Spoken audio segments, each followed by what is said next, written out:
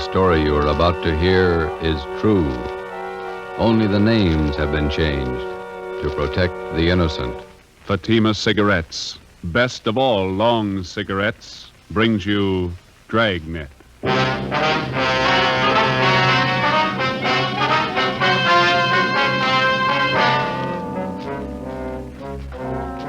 You're a detective sergeant. You're assigned to homicide detail. A confessed murderess is paroled from the state prison for women. After 7 months, the parole office loses contact with her. Your job, find her. If you want a long cigarette, smoke the best of all long cigarettes. Smoke king-size Fatima. Fatima is the long cigarette which contains the finest Turkish and domestic tobaccos superbly blended to make Fatima extra mild. And that's why Fatima has a much different, much better flavor and aroma than any other long cigarette. That's why Fatima has more than doubled its smokers coast to coast.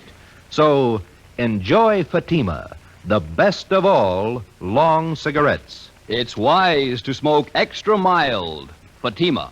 It's wise to smoke extra mild Fatima.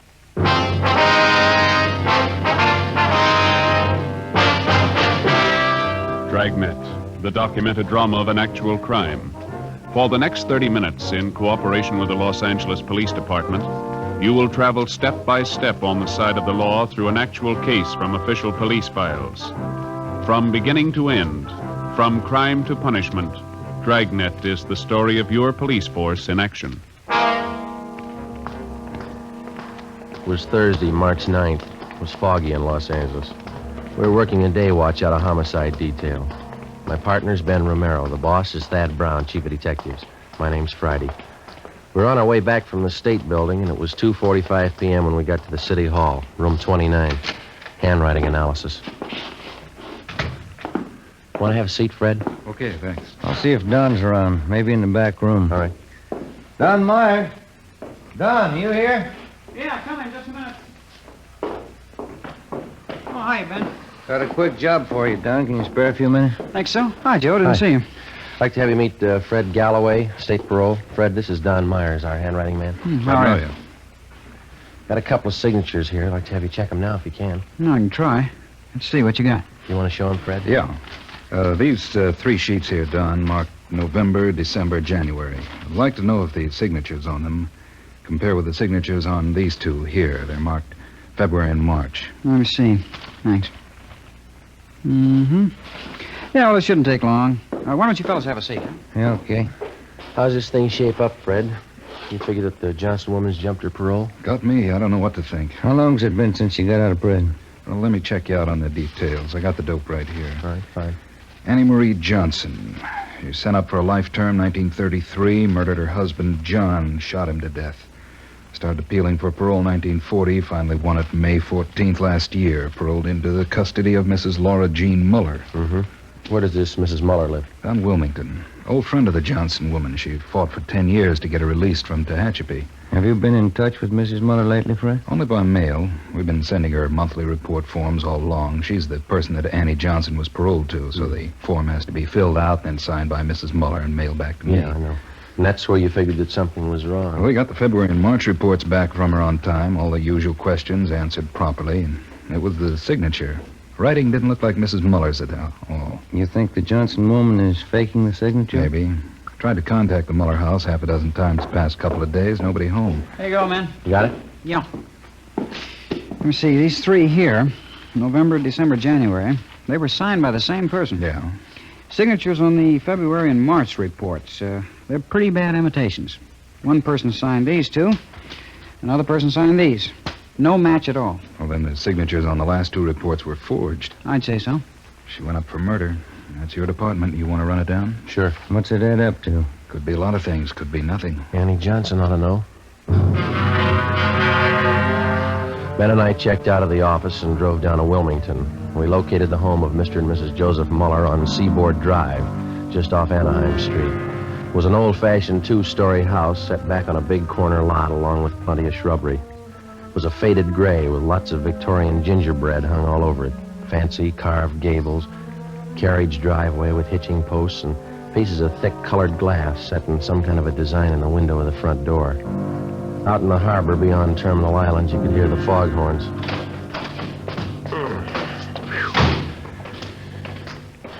They sure get the fog out here, don't they? It's pretty thick today. My aunt used to live just above here, Grant Avenue. Oh, uh-huh. Couldn't take the fog, so she moved out the valley. Garden could stand some taking care of. Yeah, weeds are doing fine. Want to try it again?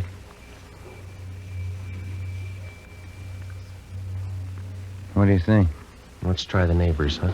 Yeah, all right. That house across the street must be somebody there. I saw a woman shaking a dust mop out the window when we drove up. All right.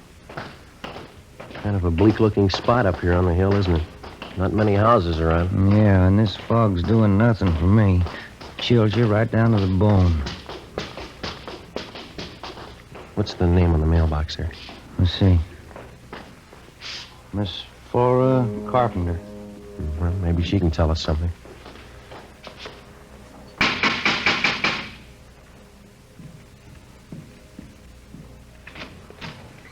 Are you the sewing machine man? No, ma'am. We're police officers. Like to ask you a few questions. Oh, I'm sorry. I thought you came about my singer. No, ma'am. I can't do any more work on my peasant skirt until the machine's fixed. And it has to be done by Saturday. Our folk dancing group's having a big jamboree Saturday night. Will you step inside? Thank you.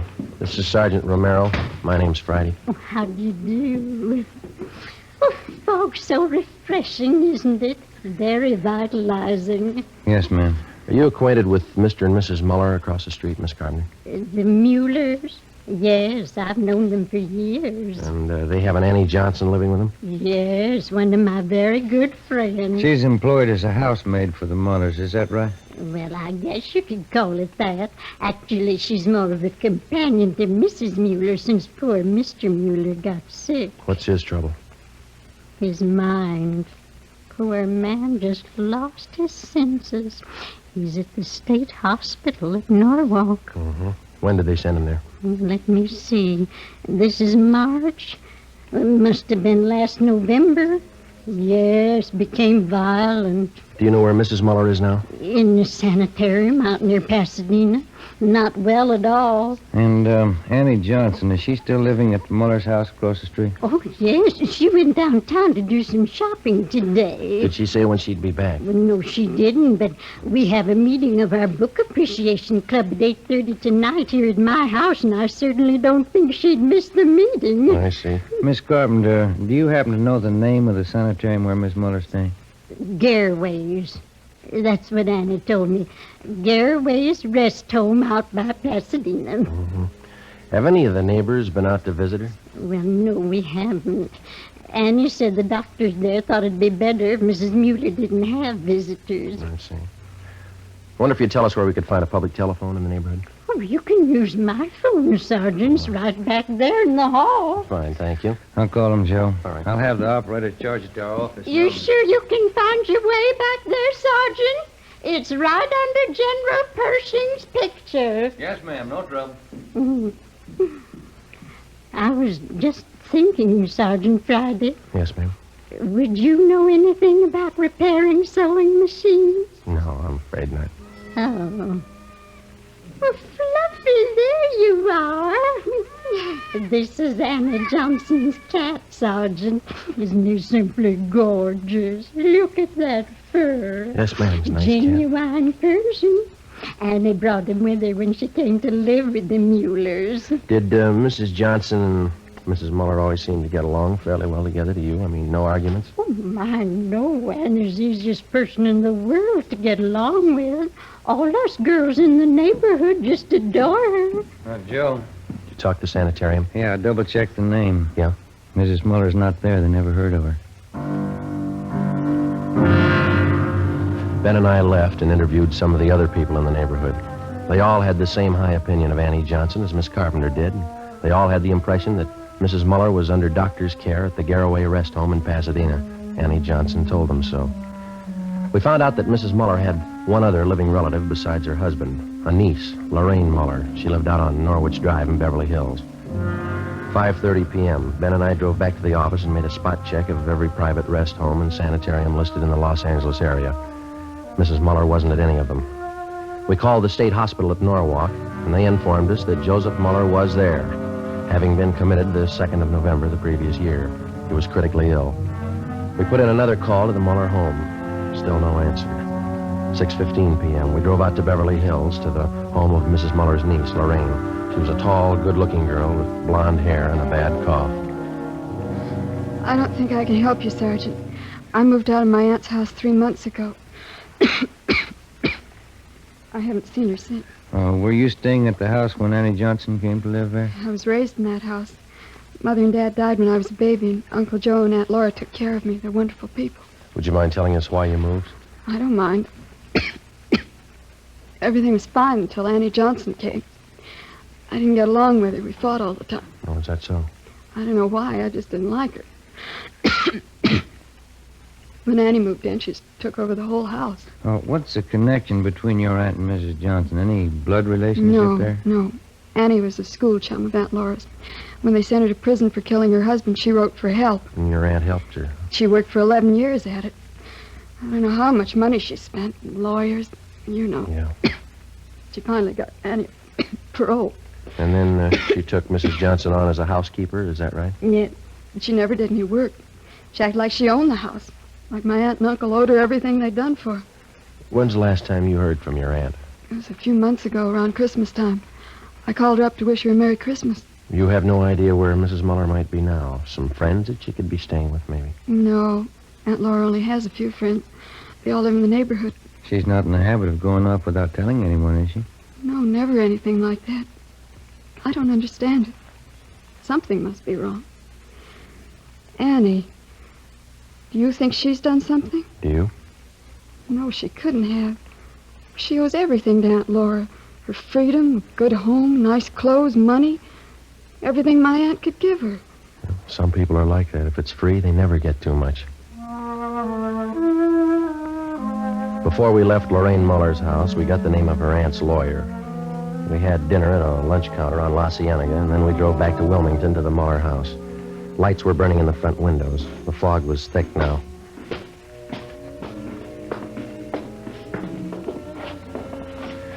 Guess that's her singing. Yeah. You want to ring the bell? Mm-hmm. Can you see in through the curtains, Joe? Yeah, she didn't hear it. Let's ring it again.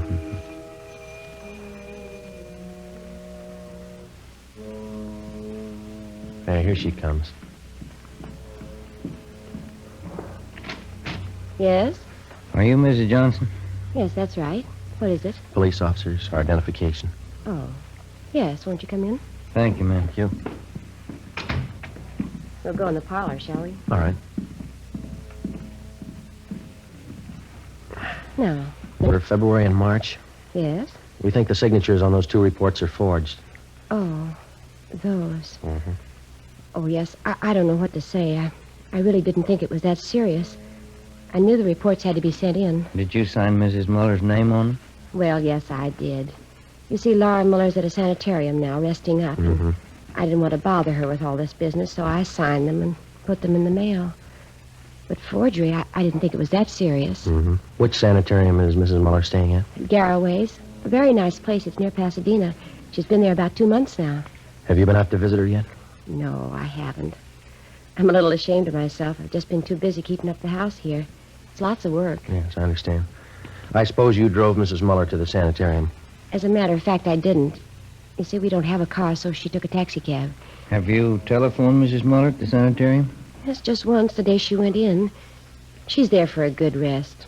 I don't feel that anyone should bother her. Not even myself. Does she have any other relatives? Besides her husband, that is. None at all. Poor Mr. Muller. We had to send him away, you know, to Norwalk State Hospital. Mm-hmm. Yes, ma'am. It got out of hand. Just terrible.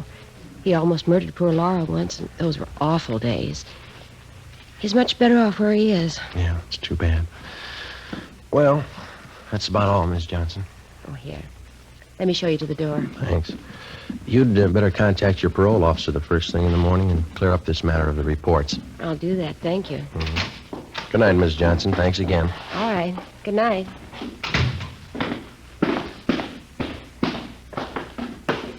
What time you got? 20 minutes after 8. The light just went on in the attic. Yeah. What do you think? We better go take a look around. What do you think we'll find? I don't know. Maybe a reason for some of those lies she told us. 8:35 p.m. Annie Johnson left the house and crossed the street to Miss Carpenter's place. In the Muller house, in a small desk in one of the rear bedrooms on the first floor, we found a file for Mrs. Muller's business papers. In the file, we located 3 of her insurance policies. There was one for $5,000 and 2 for $3,500. Each policy had a rider attached, changing the beneficiary from Joseph Muller, the husband, to Annie Johnson. $12,000 worth of insurance. Yeah, let's get them back in this folder. Did you get the policy numbers? Yeah. What's this? Let's see.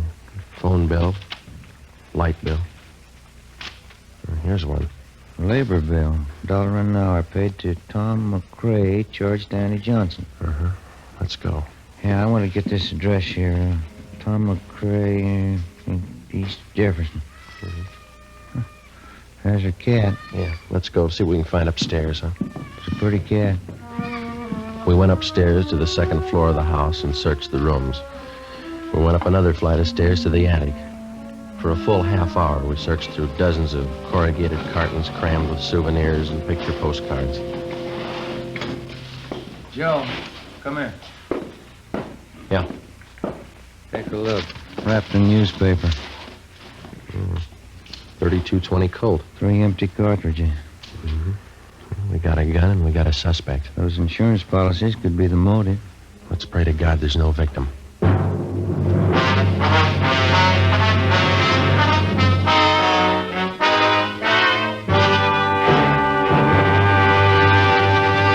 You are listening to Dragnet for the step-by-step solution to an actual police case.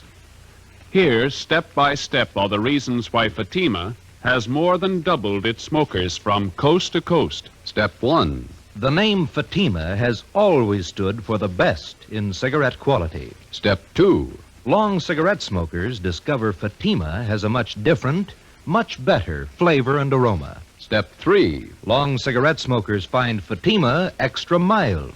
Fatima is the long cigarette which contains the finest Turkish and domestic tobaccos superbly blended to make Fatima extra mild. And that's why more and more smokers every day agree It's wise to smoke extra mild Fatima. It's wise to smoke extra mild Fatima. yes, the name Fatima on that golden yellow package is your insurance of an extra mild smoke. So enjoy king-size Fatima, the best of all long cigarettes.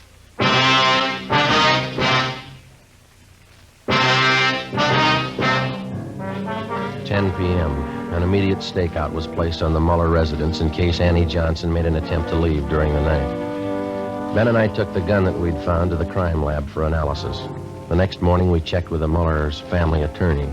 He had no idea as to the whereabouts of Mrs. Muller, but he told us that about 3 months ago, she'd ordered him to draw up a new will for her. Under the new provisions, Annie Johnson was to be the sole heir of the Muller house and property, plus an additional $1,500 in bonds. Friday, March 10th, 11 a.m. While Ben checked with the insurance company, I met with Captain Elliott of Homicide. You got everything but a victim, huh? Where are you looking? We'd like to shake down the Muller house again before we look anyplace else. Didn't have a chance to give it a thorough going over last night. You're sold on the idea it's a Johnson woman? Looks like it. Sure it couldn't be a freak disappearance. No, sir, not in my book. Annie Johnson's got some big reasons for lying to us. I'd like to find them. How do you figure on doing that? Well, if we could pull her in and question her, just to get her away from the Muller place, I'd like to take a detail of men out there and shake the house from top to bottom. Just checked with the insurance companies that issued Miss Muller's policies. Yeah. And we got it right. Annie Johnson gets the dough if Mrs. Muller dies. Oh. Something else. The changes in the policies were made during the last 2 months at her home. It doesn't jive. Why not? Well, Annie Johnson told us that Mrs. Muller's been in the sanitarium for more than 2 months. Here's a capper, Joe. What's that? Gil and Cenas went out to State Hospital at Norwalk to talk to Mr. Muller. Yeah? Joseph Muller died at 8 o'clock last night. Death from natural causes. What's that prove? Wait a minute. When Joseph Muller was committed to the institution, Annie Johnson figured prominently in that commitment. She had a lot to do with sending him away. Didn't take any chances, did she? Annie Johnson is left with the house, the bonds, and the insurance money. She had all the answers. Yeah, all but the right one. While Captain Elliott called in Annie Johnson and questioned her, Ben and I, together with a detail of men from Homicide and Lieutenant Lee Jones from the crime lab, drove out to Wilmington and started a thorough search of the Muller house. We took it floor by floor, starting with the attic. By 4 o'clock that afternoon, we had searched the attic and the second floor completely without finding any additional physical evidence. 5:30 p.m., still nothing. The fog was coming in thick now. Captain Elliott called and said the Johnson woman was on her way home. The search went on. Anyone check the cellar yet? Let's give it a look, huh? Okay. Joe, come on down. Lee's with me. We're checking some stains. What do you got, Lee? Picked up this line of stains here, Joe. They run down from the top of the stairs. Pretty faint. Let me see. Mm-hmm. Try a few drops of benzodine, see what happens. Okay. Let's have a look around, Gil, see what we can find. There's no lights down here. You'll have to use your flash. I got one. Not much of anything, is it? I guess they use the attic for their storage place. Yeah. Wait a minute. Put the light over this way, will you, Gil? No, in the corner. That's it. See something? I don't know. Yeah, have a look here. New patch of cement. Looks pretty new alongside the rest. Yeah. There's a sledge and a couple of shovels back in the garage. Get them, will you? Yeah. Joe, Yeah. stains turned blue. It's blood. Lee Jones took some sample scrapings and went back to the crime lab to give them a precipitant test to determine if the stains were made by human or animal blood. We broke away the patch of new cement work in the cellar and we began digging. 6:30 p.m. Annie Johnson came home. We met her in the living room. Sergeant, I wonder if you'd mind explaining this intrusion. No, not at all. Will you sit down? I believe I'm the one to offer hospitality here. It's my house. Is it, Miss Johnson? Well, it's in my charge. It's my responsibility. Yes, ma'am, it is. We'd just like to clear up a few things, that's all. I think the police department's taken up enough of my time. I spent half the day at the city hall answering silly questions. Now, if you'll excuse me, I have an appointment at the beauty shop at 7 o'clock. Maybe you better cancel it. I don't see any reason why I should. What is that noise? Coming from the cellar. Someone's down there. They're police officers, Miss Johnson. We're searching the house. Searching this house? With whose permission? Maybe they didn't make it clear to you downtown. We've got a good reason to believe that a crime's been committed. Why? Mrs. Muller. She's missing. I told your Captain Elliott this afternoon. Laura could have left the sanitarium. She might have gone east to visit some friends in Cincinnati, I think.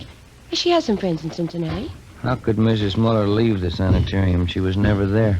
Maybe she didn't stay at Garraway's. Could have been another rest home. But she said you phoned her at Garraway's. You said you talked to her there. Those men downstairs, they're going to dig up the whole house? That's right. This bill, Mrs. Johnson, would you mind telling us what it was for? And there was a section of the cellar floor. It had never been cemented. I decided to have it done while Laura was away. The men are digging it up, Miss Johnson. Well, why are they digging it up? What right have they? Investigation. We'll see that the cement work is redone when we're finished. Well, this is impossible. I forbid it. This house is my responsibility. No need to worry. Everything will be left exactly the way it was. We'll leave the house just as soon as the men are finished. Oh, well, then perhaps I can keep my appointment with the hairdresser. I won't be long. She'll be back around 9. I'm sorry. I think you better stay. But I've told you everything I know. Did you kill Laura Muller? Did I kill... I can't take any more of this. Why would I want to kill Laura? She's done everything for me. She's given me a new life. Did you kill her? I know, of course I didn't kill her. Well, then there's no need to be upset. Oh, my nerves. I got to have something. Glass of sherry. Yes. Digging. How long is it going to take them? That all depends, ma'am. There's no reason for this. You don't know that anything's happened to Laura. That's right. Laura's the best friend I have in the world. 11 years. That's how long she fought to make them let me out of prison. She's the only one who believed in me. Yes, ma'am. She is. She's given me everything. She wants me to have everything I want. I wouldn't have a reason for killing her. But my clothes, my home here, money, they're all Laura's. She's given them to me. Would you like a glass of sherry, Sergeant Prouty? No, thanks. You know, Laura was much older than I, Sergeant. She could have taken her own life. She didn't have much to live for. Old and sick. But I got everything to live for. Laura used to tell me that. So she gave me everything. Laura was much older than I. Would you care for a glass of sherry, Sergeant Romero? No, thank you. This whole thing's so silly. Laura's away on a trip. She's much older than I am, you know. I'm 38. You wouldn't take me for a woman 38 years old, would you, Sergeant? No, ma'am. I know I'm not really young anymore, but I'm still attractive, don't you think? A lot of men prefer mature women. Women with experience, background. I'd know how to take care of a man.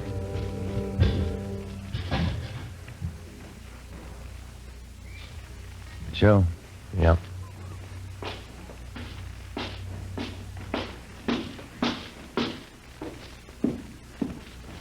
Joe, come here, my way. Yeah? We found her. I didn't mean it. She didn't have anything to live for. She wanted to die. Call the coroner, Gil. Let's go, Miss Johnson. Laura wouldn't want this. She knows I didn't mean it. She's the only one who knows what I went through. Years in prison. Laura understood me. She gave me everything. Yes, she did. Ask anybody. They all know how Laura felt about me. Ask anybody. We can't ask her.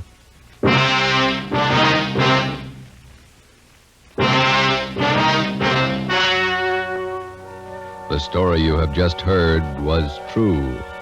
Only the names were changed to protect the innocent. On July 14th, trial was held in Superior Court, City and County of Los Angeles, State of California. In a moment, the results of that trial. It's amazing how many long cigarette smokers are changing to Fatima. Here is the actual report. From coast to coast, king-size Fatima has more than doubled its smokers. Yes, more and more smokers every day are discovering that Fatima is the best of all long cigarettes. Long cigarette smokers find Fatima has a much different, much better flavor and aroma.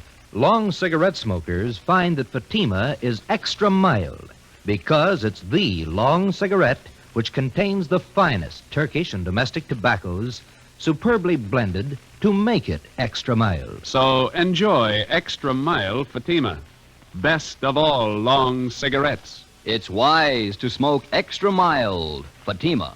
It's wise to smoke extra mild Fatima.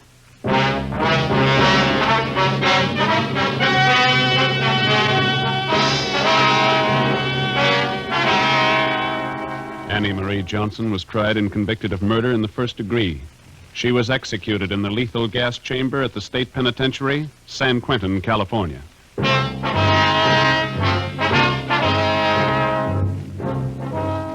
You have just heard Dragnet, authentic cases from official files. Technical advice for Dragnet comes from the Office of Chief of Police W.A. Wharton, Los Angeles Police Department. Dragnet wishes to thank the editors of Radio Television Life magazine. They have judged Dragnet the outstanding new program of the past radio season. Fatima Cigarettes, the best of all long cigarettes, has brought you Dragnet from Los Angeles. Tomorrow, hear the Ronald Coleman's charming series, The Halls of Ivy, on NBC.